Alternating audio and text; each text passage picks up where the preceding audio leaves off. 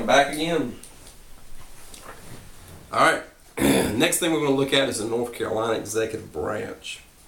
So specifically what we're going to be looking at here excuse me, is looking at the fact that we have two people in control.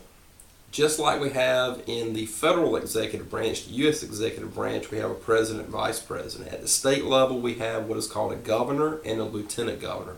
Now, the big differences. When we elect a president, and we do this every 4 years, we elect the president and vice president together. They're elected in tandem. In North Carolina, we elect the two people who represent the executive branch separately. So ideally, what we would like to see is our governor and lieutenant governor maybe at the same political party, because then it's more efficient. But that's not always the case. The current governor and lieutenant governor right now, we have Pat McCrory and Dan Forrest. They are of the same party. They're both Republicans, but it doesn't have to happen that way. So what are some qualifications? Well, they have the same qualifications. To be governor of the state, you have to be at least 30. To be lieutenant governor, same thing, because if something happens to the governor, the lieutenant governor takes over, just like the vice president would take over from the president. You can only serve 4 years, and you can only serve 2 consecutive terms, which means you could actually be elected to 2 terms, sit out 4 years, and come back and serve 2 additional terms if you are elected to that position. As far as what the governor does, he does the same thing as the president. The governor is going to execute state law that's passed by the General Assembly. The president also serves very similar roles that the president serves. So the governor is the chief executive, carries out the laws, can pardon criminals. He is chief legislator, which means that he can support legislation passed by the Assembly or encourage legislation to be passed. He can also veto laws. He also has specifically what is called a line item veto. Not every state has that. North Carolina does have it.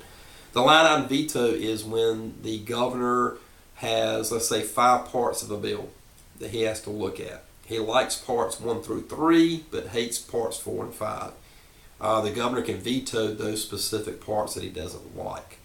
Now, the General Assembly can override the veto, the line item veto of those 2 items of that piece of legislation, but they would have to have enough votes in order to override that veto. He's also a ceremonial leader. The governor can meet with other governors. He can meet with foreign leaders if a foreign leader wants to come to North Carolina. He is also commander-in-chief of our National Guard. So if we have a hurricane that devastates this part of the state, East North Carolina, he can activate the National Guard to assist people who are in danger because of the effects of the hurricane. He is also the party leader, which means that he will support people within his own party. He's also the judicial leader, which means that he has the ability to parole prisoners, to pardon prisoners of their crimes, or to issue what is called a reprieve. A reprieve is a delay in punishment, so this would be a circumstance where he delays someone being executed on death row, maybe because new evidence came out and this person could be truthfully innocent. The governor, it's easy to get the 2 names confused because they do the same thing. The governor also has people assisting him. He has 2 groups. He has the governor's cabinet, which are appointed to that position. He also has something called the North Carolina Council of State.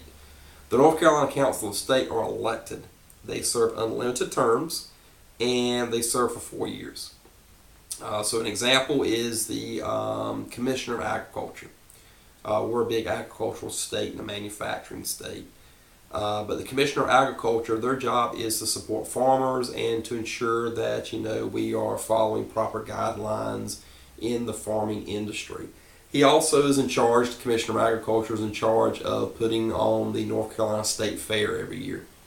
And this person is elected to that position, serves 4 years, and then has to go through a re-election process, and they serve unlimited terms.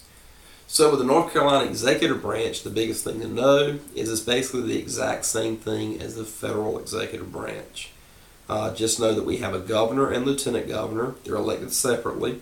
They serve 4-year terms, 2 consecutive terms max, and their job is to basically carry out the laws passed by the General Assembly. So, that's all for now with the North Carolina Executive Branch, and the next unit that comes up is going to be Unit 6, which is looking at the Judicial Branch. All right, see you later.